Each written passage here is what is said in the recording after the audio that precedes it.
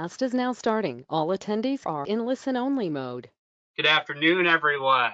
My name is Trever McSwain. I am a staff attorney at the Indiana Legal Services Military Assistance Project. I am also a JAG in the Indiana National Guard. I just returned from a deployment 3 months ago and then came back with my world upside down. And I'm really interested to see how this one plays out. This is a little bit different of a slant on the typical unemployment webinar. And you'll notice here that I'm showing as Mr. Jamel Pacha. He's a great guy, don't get me wrong, but I'm actually using his software, so do not be alarmed by that. You are in the right place. Now, if you have any questions, go ahead and you can type it into the little chat box there. And as we go through it, I'll try and pay attention to it. But if I miss it, just remind me at the end of the presentation, and I'll answer whatever questions you have as we go. All right, so the Military Assistance Project provides free legal services to military members, veterans, and their families. Based on case parameters, we assist other ILS attorneys with cases involving veterans. We have projects aimed at assisting vulnerable veterans with specific legal issues, and we conduct outreach to the veteran community, and we collaborate with the veteran service provider community and legal community in this outreach.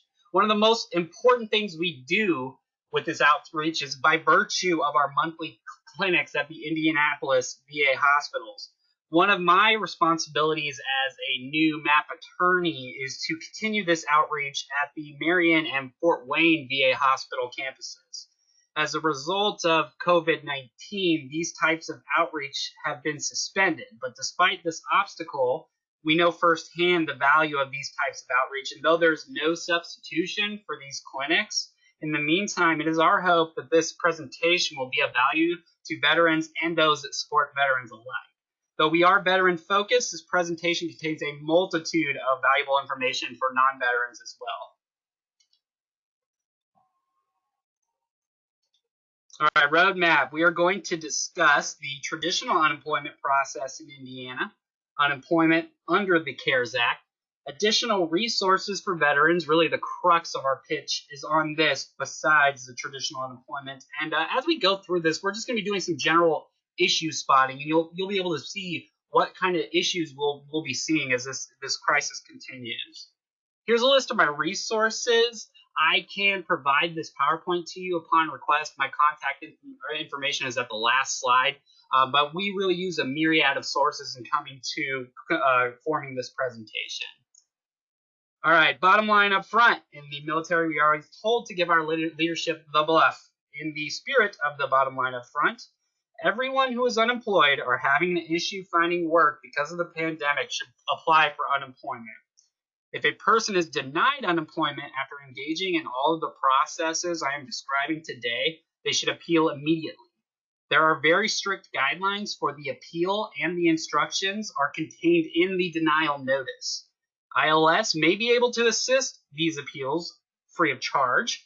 Claimants will have to reach us by calling 1-844-243-8570 Monday through Friday from 10 a.m. to 2 p.m. Eastern, or by visiting the Indiana Legal Services website to complete an intake. Traditional unemployment in Indiana. In the month of April, veteran unemployment jumped to 12% versus 3.5% in the month of March. Last month, more than 1 million veterans filed for unemployment. As we go through the beginning of this presentation, bear in mind that we are starting with the standard operating procedures prior to the pandemic. As we go through the presentation, we'll be able to see the significant departures from this process and the issues we should be looking for when we're helping our clients. As soon as an Indiana resident becomes unemployed, they are advised to file within the first week of unemployment in order to claim unemployment benefits. Claims are filed online at the Indiana Department of Workforce Development site using a service known as Uplink. If a claimant has no internet access, they may visit or call the Work One site, but I will add that these sites are all closed until further notice, and the telephone application is reportedly still in development, so the website is really the best option for filing. That's not to say that you can't call the Work One folks and they can't help you, because they're probably working remotely as well. Just we want in our clients' minds that there might be an extra obstacle if they can't get online. Claimants are going to need a valid email account. The email address becomes the uplink username. They need a driver's license or valid ID, address, social security number, date of birth, and phone number, last employer's name, mailing address, phone number, dates of employment, and the reason they are employed, a bank routing number and account number if choosing direct deposit as the payment option. Traditional qualification for benefits. There are 3 factors that determine if a claimant qualifies for unemployment. How much money was earned in the base period prior to unemployment, why they are unemployed, i.e. they lost the job through no fault of their own, and 3, if they are able, available, and actively seeking full-time work. Prior to the recent changes, this was a fairly intensive process in which claimants had to prove that they were making diligent efforts to become employed. And I'm going to give you more on this later. Money earned in the base period. This is used to determine if the claimant qualifies for benefits and to calculate how much they can be paid. The last quarter worked is called the lag quarter, and no wages from that quarter count in the base period. Note that these quarters are divided into 3-month calendar quarter years. Base period includes the first 4 of the last 5 completed calendar quarters before the week an initial claim application is filed for a benefit year. So here's an example of what I'm talking about, because we're all visual learners, right? This is an example I pulled from the Indiana Department of Workforce Development Employee Handbook. We can see here that the wages for the 4 quarters prior to the 5th quarter and the claim are included in the analysis. You add the total wages for the 4 quarters and divide this amount by 52 for 52 weeks. And then you multiply the amount by 0.47, and this will be your weekly benefit amount. The maximum payable amount in Indiana is not to exceed $390, and that's set by law. So let's do some math. I'm horrible at math, so this will only be mildly embarrassing for me. All right, so the Indiana Department of Workforce Development Handbook mentions that the total wages in the base period must be at least 1.5 times the wage credits in the calendar quarter period. So if the claimant worked minimum wage, in Indiana it's $7.25 an hour, for 40 hours a week, they would earn $580 every 2 weeks before taxes. Their monthly income would be $1,160 before taxes. A quarter's worth of income would be $3,480. And under these guidelines, you would multiply that amount by 1.5, and you would arrive at $5,520 before taxes. So your total wages for the base period have to exceed $5,520 to qualify for unemployment. I would also mention that $2,500 of the money earned has to be earned in the last 6 months. So it's an exceedingly low threshold even for the traditional unemployment benefits, but you'll see the changes with the pandemic unemployment assistance as well. All right, reason for unemployment. If the employee quit voluntarily without a good work-related reason, they will not qualify for unemployment compensation. A good work-related reason would be the employer arbitrarily or unreasonably changes the terms or conditions of the employee's work, safety violations at the work site, harassment, domestic or family violence, moving to follow a spouse, accepting a new job, and military service. Now, I'm not going to harp on the military service thing too much, but we all know about the USERRA, the Uniformed Services Employment Rights and Reentry Act. I always butcher that acronym, so I can feel poly-cringing now. But in any event, there are other ways around that. But again, ultimately, even just consider these other factors. We know with our military folks, it's going to be a little bit different. But in every single situation, the burden is going to be on the applicant to prove a good work-related reason. All right, these are the reasons that would make a person ineligible. If we were to run into a person that describes the reason for their employment as anything on this list, it should immediately raise a red flag because they will not qualify for unemployment. A claimant's benefits could be denied or reduced if they refuse or fail a pre-employment drug screening, they refuse an offer of suitable work. All right, now this means that an offer of work will be suitable if it is reasonably similar in location, type of work, and pay to the claimant's previous work experience. The longer a person remains unemployed, the more likely it's going to be that an offer of work will be considered suitable. Claimants have to be willing to expand their work search beyond the normal trade or occupation and to accept that work at a lower pay in order to remain eligible for benefits as long as their rate of their length of unemployment grows. During weeks 5 through 8 of receiving unemployment insurance benefits, they must accept work that pays at least 90% of their previous wage. And after 8 weeks, they must accept work that pays at least 80% of their previous wage. The claimant's benefits could also be denied if they fail to go to a job referral made by their local Work 1, or if they cannot show proof that they are actively searching for work according to work search requirements. Now, this requirement entails the kind of things that would lead to employment, like creating a resume or a cover letter, attending job fairs or Work 1, and submitting applications or contacting employers amongst a host of other options.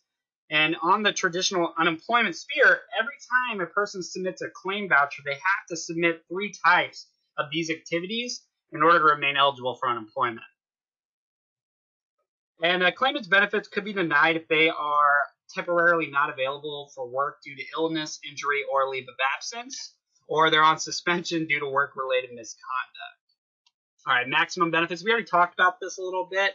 But claimants may draw regular unemployment insurance benefits for up to 26 weeks or until the maximum benefit amount has been reached. The maximum benefit amount is 26 times the weekly benefit amount. So if my weekly benefit amount was $390, multiply that by 26, that's the maximum I'd be able to get under the traditional unemployment process. And now we're getting to the good stuff, right? So unemployment under the CARES Act. The coronavirus Aid, Relief, and Economic Security Act has made sweeping changes and provided additional benefits for those seeking unemployment compensation. The purpose of the CARES Act was, in part, to reimburse states for half of the costs associated with paying for unemployment until December 31st, 2020. 3 federally funded programs were created. We have Pandemic Unemployment Assistance, Pandemic Emergency Unemployment Compensation, and Federal Pandemic Unemployment Compensation, and we're going to look at each in turn. Initially, though, we have to ask ourselves, what is the difference between regular unemployment and pandemic unemployment assistance? Traditional state unemployment compensation is the benefit a person receives if they were terminated from their employment without just cause or left their employment for good cause related to work, and they have sufficient earnings over the year, which ended 2 calendar quarters before the week in which they filed for benefits.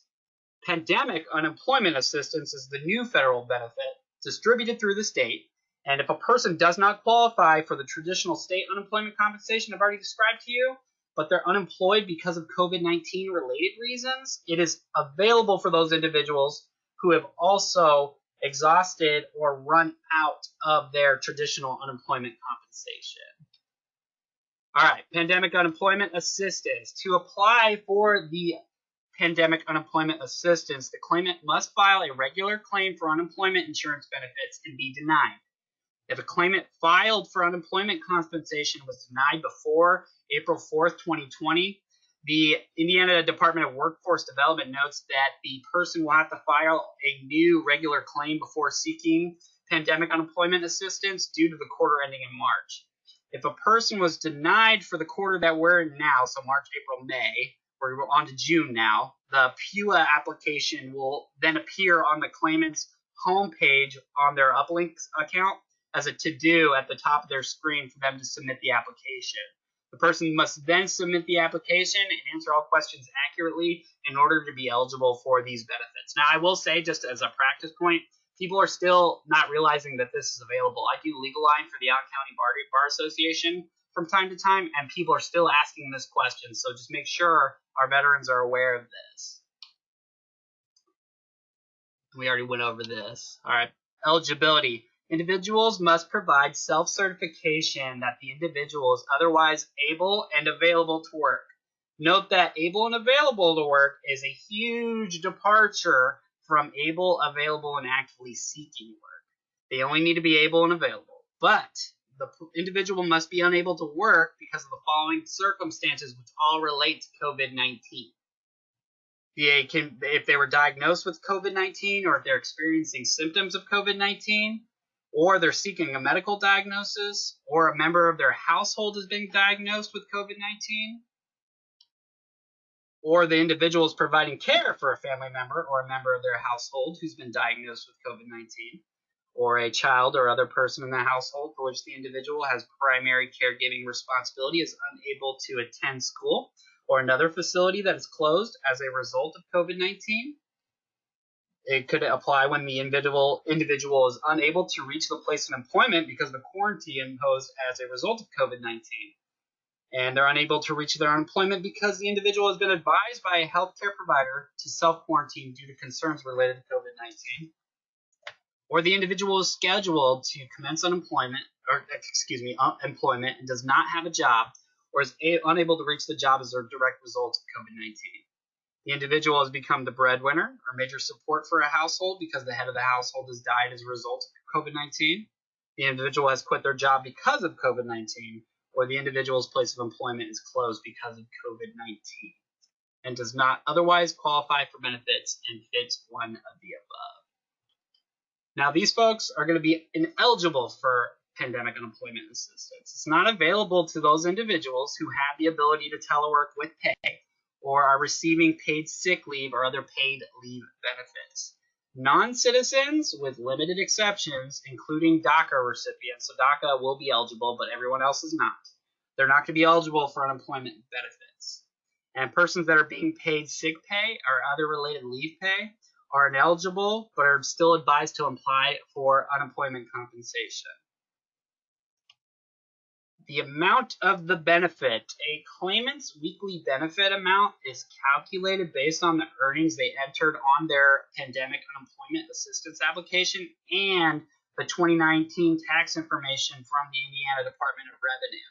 If the claimant has not yet filed their 2019 tax return with the Indiana Department of Revenue, they will receive the minimum weekly benefit amount of $149, but they will also receive the additional $600 in federal pandemic unemployment assistance. We're going to go over that more in the following slides.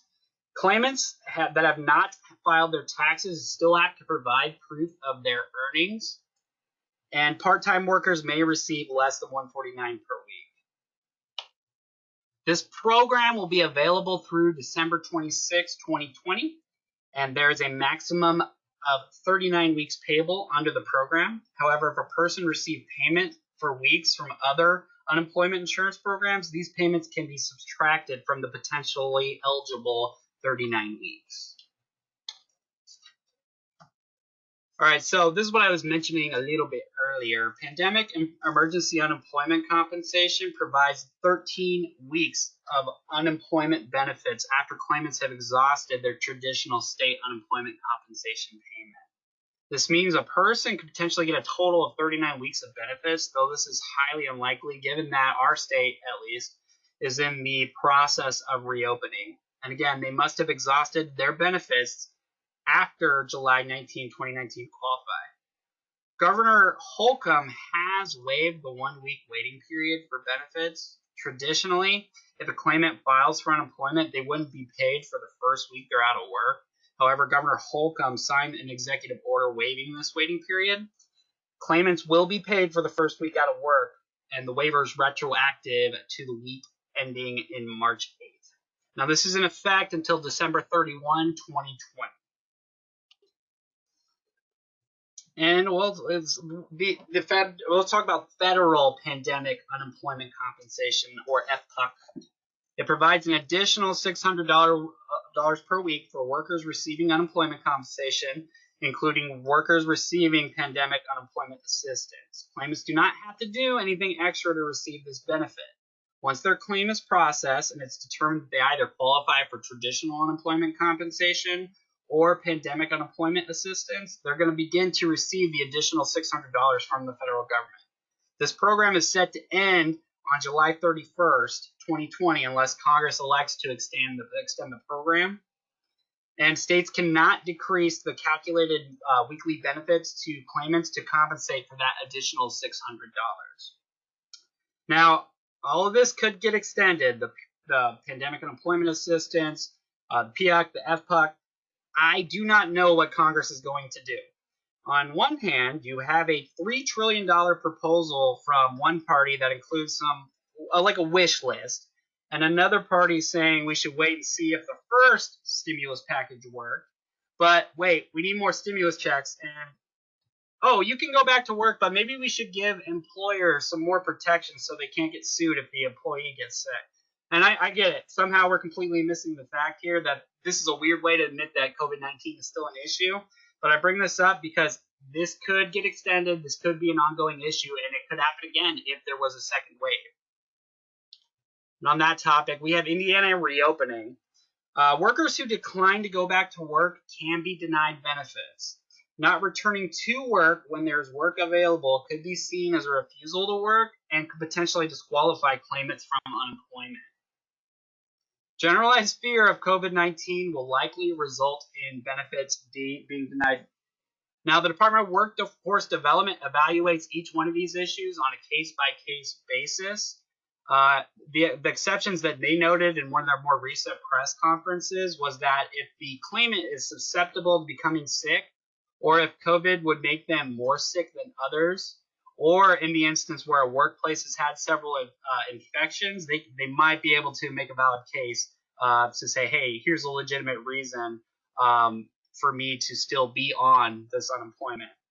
But employees returning to work with reduced hours, let's say I work 40 hours, but I can only get 15, I can still get partial benefits. All right, here's a helpful flow chart that you can find from the Indiana DWD. The reason I bring it up, it's pretty self-explanatory, right? The number one thing to walk away from here is that all signs point to if you are unemployed, you should try and apply. That's the bottom line. That's what we should be stressing to everybody. All right, veteran unemployment. In addition to all of the other unemployment benefits I've already outlined, veterans have additional options that they should consider during the pandemic. Obviously, there's the Military Family Relief Fund, and then there's a much smaller one, the Disabled American Veterans COVID-19 Unemployment Relief. And here is the Military Family Relief Fund offered by the Indiana Department of Veterans Affairs. The Military Family Relief Fund, we're going to talk about the definition, we're going to talk about the rules prior to the pandemic, we're going to talk about changes due to the pandemic, and then we'll talk about how to apply. And here are the benefits. So this is the traditional definition of the benefits from the MFRF website. The MFRF is an emergency grant to be used by families for needs such as food, housing, utilities, medical services, transportation, and other essential family support expenses which have become difficult to afford.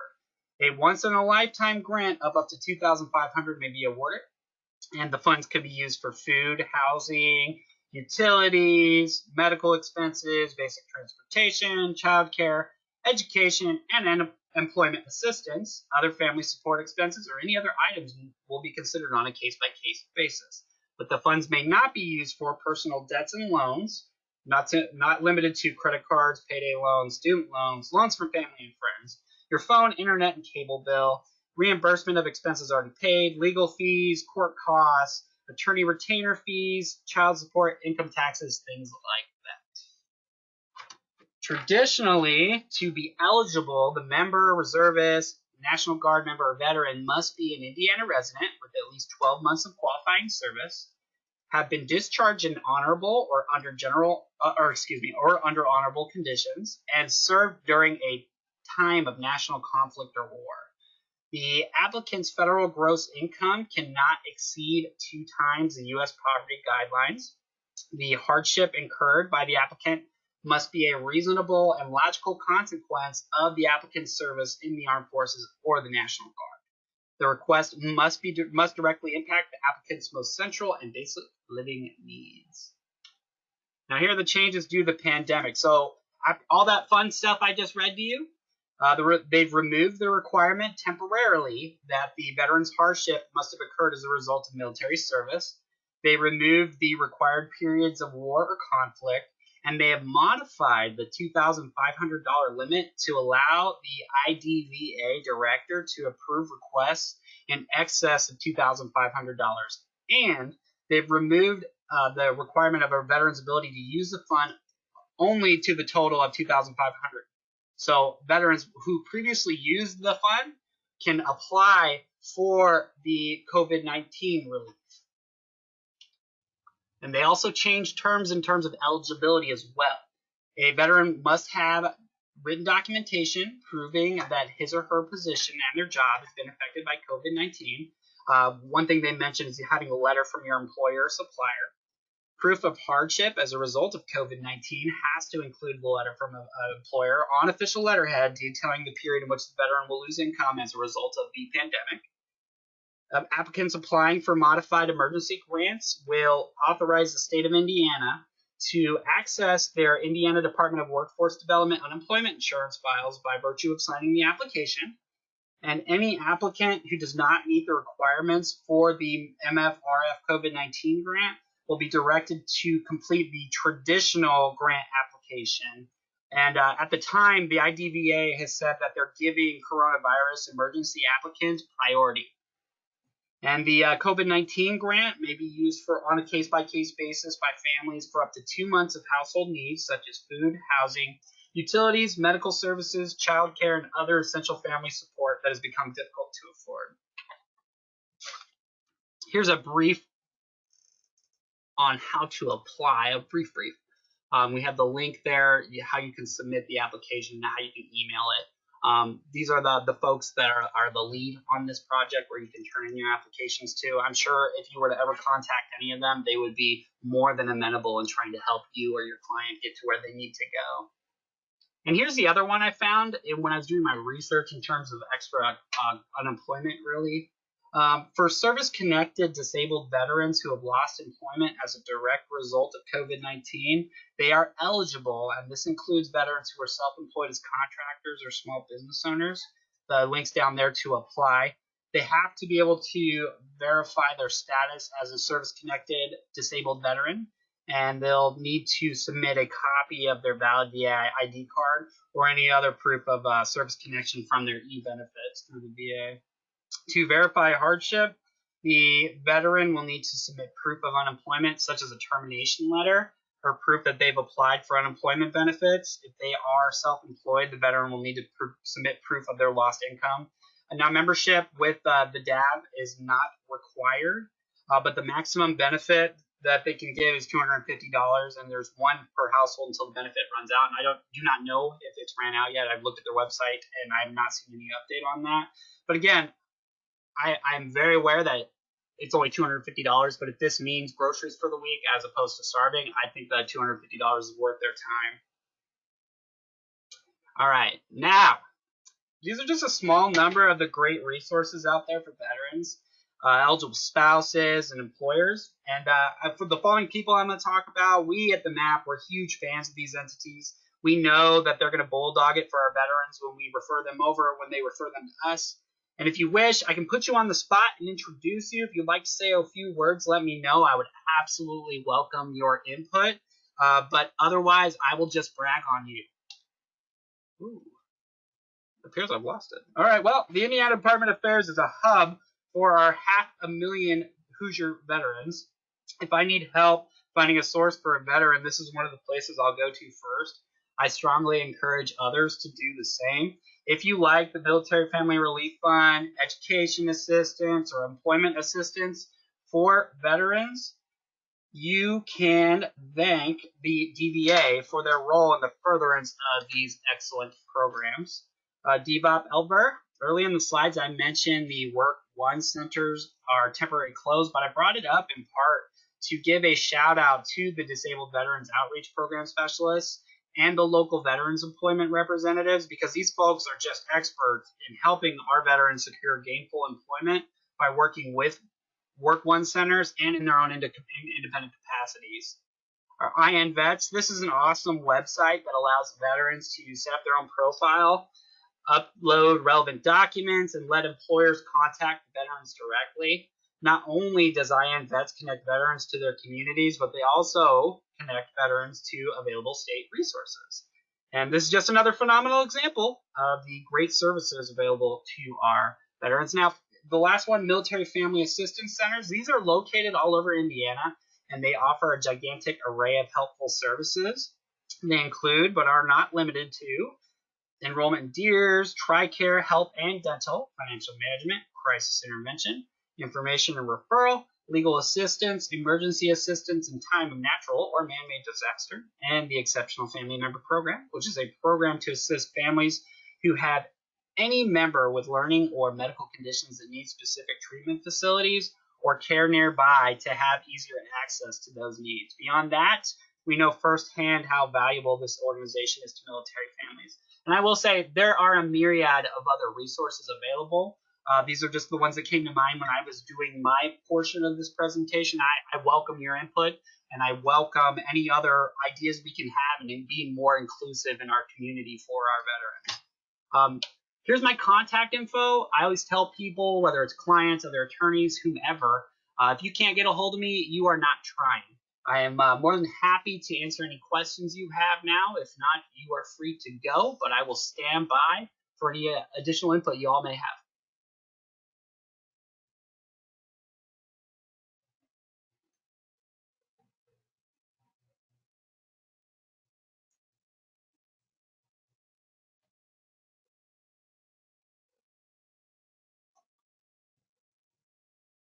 Oh, I should mention also while I have you on, I am doing another presentation next week that's going to be a little more poignant at this point.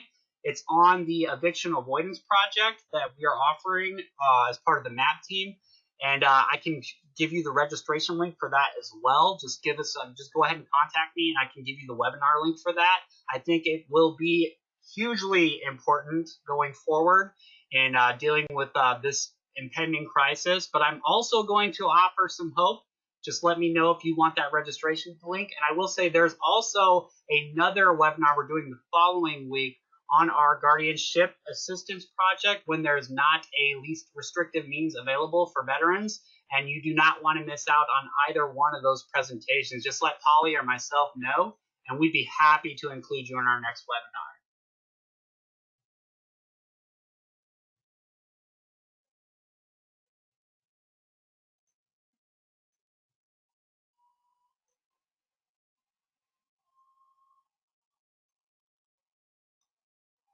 All right, I am not seeing any questions, so I'm going to close this up. Again, I am Trever McSwain. I'm easy to reach, and in the meantime, you guys take care and have a great weekend.